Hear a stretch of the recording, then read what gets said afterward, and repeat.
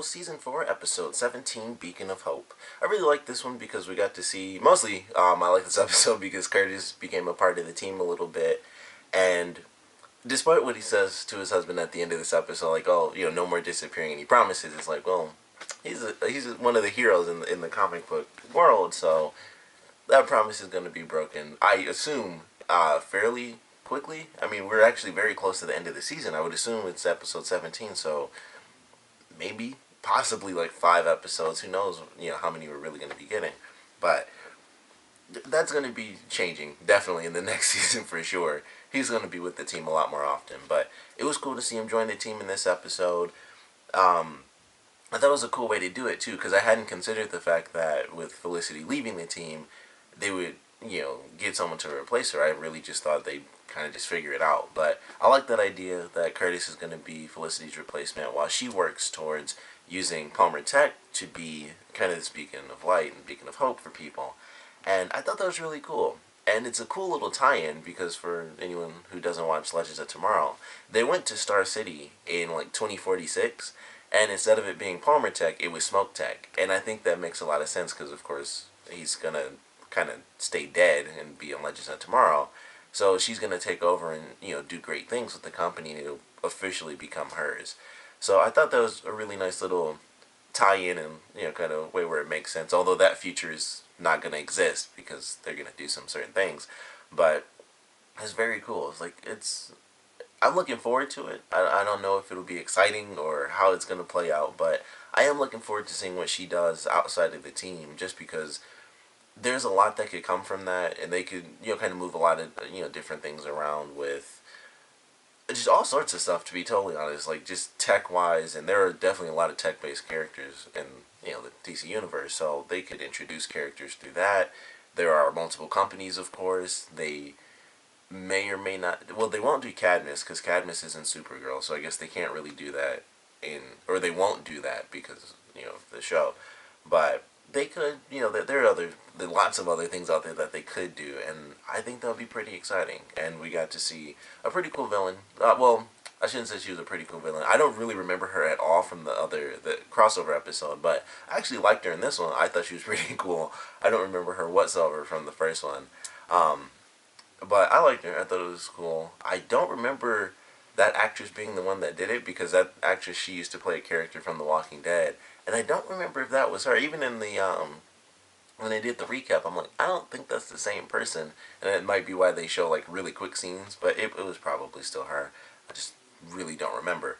But I liked her in this one. I thought she was very menacing, because the whole time she's really just talking through the cameras and stuff. She was only really in the episode with the other characters, like towards the very end, when she was like just flat out threatening them, like, alright, you guys stopped everything, I'm just gonna start shooting people now. So I actually liked that idea, because she wasn't really there. She was in the building pretty much the whole time, but for the most part it was her using her bees and stuff like that to keep everybody separated and threaten Felicity, and I thought that actually worked out pretty well. I thought it was cool. She had a cool little bee-based outfit with like the gold jacket, and they had like the little honeycomb shirt that they made for her, which I actually thought was oddly cool. She had those weird, the gloves I didn't like that much, because I always think those are the weirdest gloves ever, where they like stop like right here and they have like open space. They just look weird to me. It's like I don't even know how those fit on people's hands. They always look just too small. Like every time you do this, they just pop up at the bottom. That's what they look like to me. So they always look weird. But I liked her as a villain.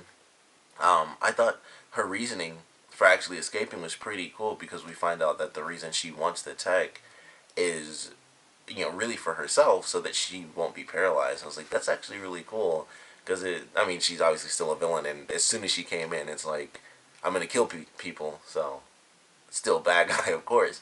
But I was like, oh, that's interesting. That's why she was so driven to escape prison and stuff. So I thought that was pretty cool. I was very surprised by the bee guy thing that they made. I didn't see that one coming, and they form all the bees, and it's just a dude in a costume. So that, it started to look a little weird, because of course it was just a dude. And that's always weird whenever they do that, where a bunch of things form together, and then it's like, poof, here's a person in a costume. So that looked a little weird to me that it was like that. But when they would do like the visual stuff where that person would get shot, but it's, all these bees just getting hit a little bit, visually, I thought it actually looked really cool. Like everything's kind of flying through the bees. The costume actually looked pretty cool as well. It reminded me a lot of Vixen when she came into the show because it was black and yellow. But I noticed the difference. Had like a huge helmet on, so you couldn't see the person's face. But I thought it was a cool little costume. I was like, all right, that's oddly entertaining. It just looked pretty cool. Nice little way to have a physical fight, and it's not just bees and stuff. So nice little sort of pseudo cheesy way to do it, I guess. But I enjoyed that. I like the way that they solved the problem because we have Curtis working on a bunch of different things, and all these bees keep adapting. So he figures out that they can use the canary cry to save Oliver once the bees get inside his system, which I thought was a great scene because that shows how advanced the technology was in those bees, because he got stung once and the bees inside of him, and then it's replicating with microscopic organisms, which I thought was the craziest thing. But that was really cool. That was a great thing. Like if this villain, if she made it beyond this episode, or people didn't see it coming, she could take down a ton of people using those bees, and then they adapt to that after they use it. Excuse me. And then they adapt to I think like 2 or 3 other things that they did throughout the episode, both before and after. So they adapt to a lot of different things, and it was just on the fly. So they had to use the virus, which they adapted to really quickly. And ultimately, Felicity came in with like the simple solution: electricity, and just zap the body and destroy the bees, or at least disperse them. Because even after that, when Curtis did take over, after he and Lance had their weird moment with that bee like flying around the bunker, even after that he was able to take over, and they were still perfectly fine. Like they got knocked out with the electricity, but none of them got destroyed. So it's some really crazy tech that I think they could utilize if they really wanted to do some good things, which I just really enjoyed that. Plus we had the bee character. I don't remember her name. It was like Larva or something like that. Larvin, something like that. She also found out that Felicity was the one that put her in jail. She was the hacker. So she might have some, she might be privy to some very interesting information. Like she could easily, connect the dots. Like Felicity was the one that did that, while the superheroes were coming after me and stuff. Although that was the Flash thing, so that was also when she was in Star City. So that wasn't when she was actually at the in the cave. So a little different. She probably wouldn't connect those dots because that's when she was fighting against the Flash, and it's totally different city and stuff like that. But I don't know if she could. I mean, it depends on what happens, I guess. I don't know. But I actually enjoyed this episode. I thought it was pretty cool. We got to see Felicity's mom come in, which is always funny. And she's just choosing like the worst moments to say like the most, like talk about the most serious things. Like they had a really funny moment though when she got called glasses, and she was like, oh, and she like touched her face and stuff. I thought that was really funny, but she was using horrible moments to talk about her and Oliver and stuff. It's like we're dying. Like I gotta think and stuff. So I actually thought it was funny as usual. Just her coming in is always really funny, but it was a good episode. I actually enjoyed it. I don't know what about it made me enjoy it so much, because it was honestly a pretty simple episode, but I don't know. I like the menacing aspect of the villain. They did do some silly, stupid B puns, which some of them I did like. Like when Curtis made his first thing, he was like, "I have to be there," and he just laughed out loud, like he was having a great time. That was the funniest thing to me. Like he was just like, "Ha!" I was like, "Oh, not okay." So I really enjoyed that because that was really funny. Felicity was just like lay down, biatch. That was just really silly to me, but it was good. We had Damien Dark was even in this episode. He of course is doing some crazy stuff, and we find out ultimately. I just want to talk about the ending where basically Diggle's brother is still working for him, so that sucks because I was like, no, everything they did, I was like, he's supposed to be recovered and be a good guy now, and it's like then there it is, he's a bad guy again. It's like that really sucked. So I'm a little disappointed that that happened, but I guess it makes sense. I mean, I knew as soon as they had Merlin there, and he's like, oh, he's says you're his ace in the hole. I'm like, it's gonna be someone that we know, of course. It's either gonna be someone we know, or someone we recognize because they're gonna be in their comic book costume. I was like, those are the two options right now. It's either gonna be a supervillain, a full-on costume, so it's obvious to know, or it's gonna be somebody that we already know. I wish it was the supervillain thing, but this, I guess, story-wise, it will make it a bit more entertaining. And we have Diggle's brother, who I'm gonna assume he's still under mind control. That's what I'm gonna assume, and it's not really his choice, but I don't know. I mean, we'll have to see. I guess we don't know the effects of the mind control. We don't know how long it lasts. We don't know if that's permanent or if it's magic based. Who knows what's happening? Because he was involved with them, and if he's now that we find out that Diggle's brother, whose first name I seriously can't remember, if he's Damien Dark's ace in the hole, maybe he definitely has some magic based spell on him, because that says a lot. Like, if you're the right hand man, or you're the ace in the hole of the guy who uses a bunch of magic to like force choke people and stuff, I wouldn't. It wouldn't be too crazy if they said like the reason he's his ace in the hole is because he has like a magical spell on him that's basically mind control. It would make perfect sense. I mean, it just makes sense completely. So I guess we'll see where that goes. And it still sucks that his brother's gonna be evil again. I was like, oh, I thought they worked past that. He moved in the house and everything, and they get to meet his niece and all that stuff. And it's like, well, that sucks. Now he's a bad guy again. So we'll see where that goes. But looking forward to this next episode. We're getting pretty close. Like I said, we're pretty close to the end. So whatever's gonna happen, whoever's gonna die, they're gonna die. And we got in the promo they have the League of Assassins, or at least I'm assuming it was Merlin.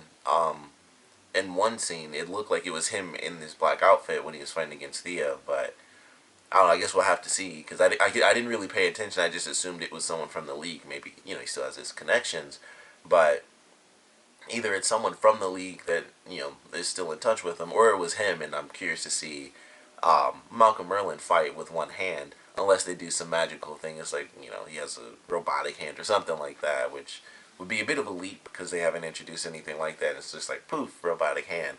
It would be much easier for me to accept that Damien just used magic on him or whatever, and it's like boom, here's your hand back. But we'll see what happens in this next episode. I did enjoy this one, like I said. The flashback sucked in this episode. I mentioned last time, I was like, I really enjoyed the flashback because they got the totem. It seemed like they were actually headed towards, kind of taking some nice steps, and then it slowed down like crazy. And that's exactly what I said I didn't want to happen. It was like, if they keep doing like really big steps, then it should be good. And it didn't happen. They spent the whole I mean, it felt like it was a minute worth, honestly, of the flashbacks were used in this episode. It felt so short in this episode compared to what they did last time. And it was just running around. It was like they got found out by Conklin, or whatever, Ryder, whatever. They find him, or he finds them. They shoot him. Okay, that was a cool scene. He didn't die, and it's like, this is the power of just one person. And then he like beats up Oliver, which I thought was a cool scene, because normally Oliver's like just destroying everybody. So when he was fighting Oliver, it was like, okay, that was kind of cool that he actually beat him down, because it was before Oliver was like number one over everybody in fighting. So it was kind of cool to see that, just because of the difference. But his power runs out towards the end, and he takes off looking for the totem, and that was really it. It was like they shot him, he knocked the woman out, he beat up Oliver, he was about to kill him, but the power drained, and then they took off as he went to look for the totem. And I'm excited for what they said at the end, because his whole thing is that he wants to kill a bunch of people to get power.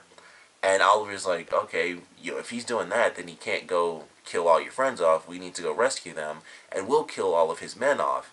And I was thinking, as soon as he said that, like, that'll still give him all the power that he wants. It'll just be that they killed the bad guys instead of killing a bunch of innocent people. So them saying that was the only thing I really liked. I was like, okay, hopefully at least, that means we're going to get this guy as like a big villain in the flashbacks. Maybe next season, depending on how many episodes we really do have. Because if they kill all his men off, it's still going to be like 24 lives or whatever. And he'll get all that power from the totem. And as he put it, he'll be like a god. He'll be nearly indestructible with like 24 lives, coursing through him. Super strength. He, shoot him, nothing's going to happen. So I'm looking forward to that, and hopefully that is how it plays out, where they do that to rescue the people, and it's like, we have to kill these bad guys, but they don't realize that killing them still helps give this guy like nearly limitless power. So I'm hoping that's how it plays out, and we get a pretty cool dramatic ending to the flashbacks. But very slow one in this episode. It seemed pretty cool in the last one. They did a lot of stuff, and then this was like a couple of shots, toss her down, beat up Oliver, power drained, let's go save your friends.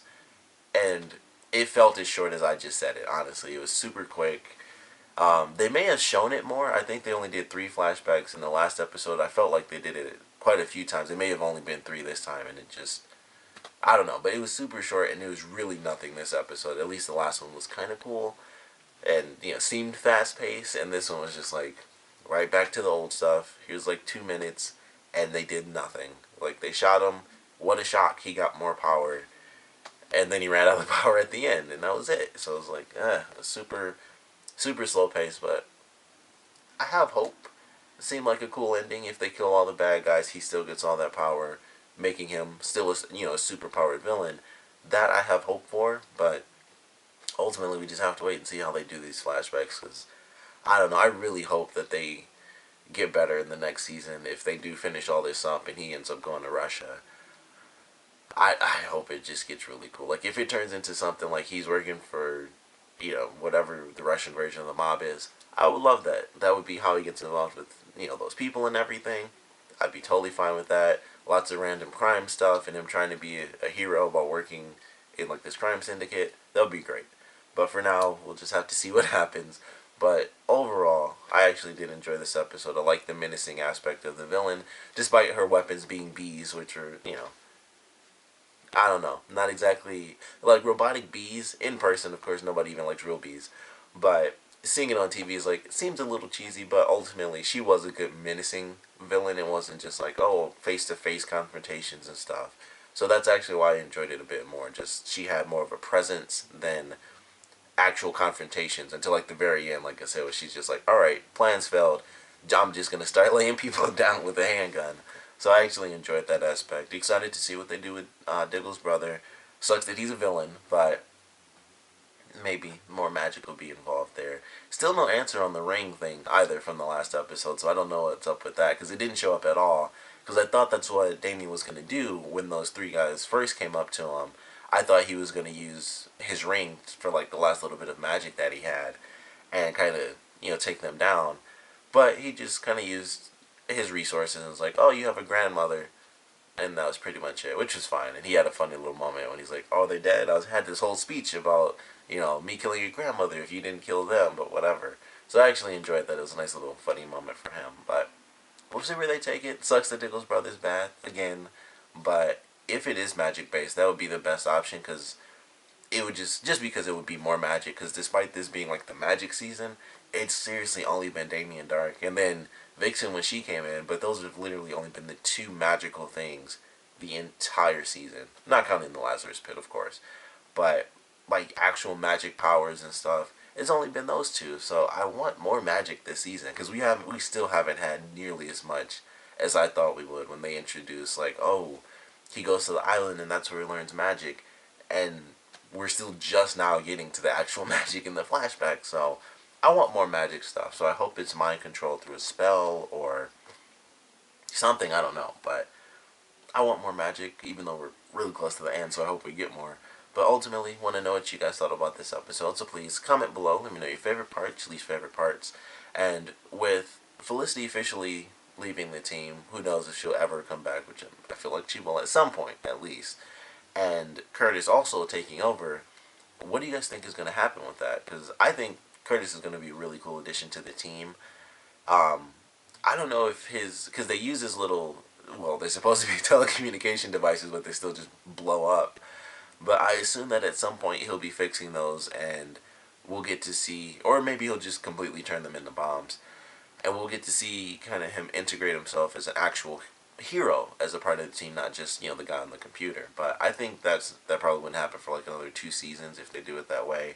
But with Felicity, I think now that she's leaving the team, or has officially left the team, like I said earlier, I think that'll be our introduction to a lot of new elements within the universe, because she's making all this technology, which will bring a lot of different people in, supervillains, superheroes alike. And I'm actually very excited for that. I highly doubt they'll ever do, especially with the Batman v Superman stuff, we won't be getting like Lex Luthor or anybody kind of coming in or stuff like that. But they had it early on that they were doing like Cord Industries and stuff like that. Ted Cord, who is Blue Beetle. So we might still actually get that at some point. That was supposed to be who Ray was. That was like what they were playing with, is that Ray, who became Adam, was actually going to be Ted Cord. So everyone thought Blue Beetle was coming in, and then they kind of flipped it on us, and it was like, nope, Adam's coming into the show. So maybe we'll actually get Blue Beetle from this, and I hope we do. I hope we get a lot of new cool villains, as well as heroes, of course. But definitely want to know where you guys think they'll be taking it now that she's left the team. Curtis has joined the team, even though he doesn't think he has.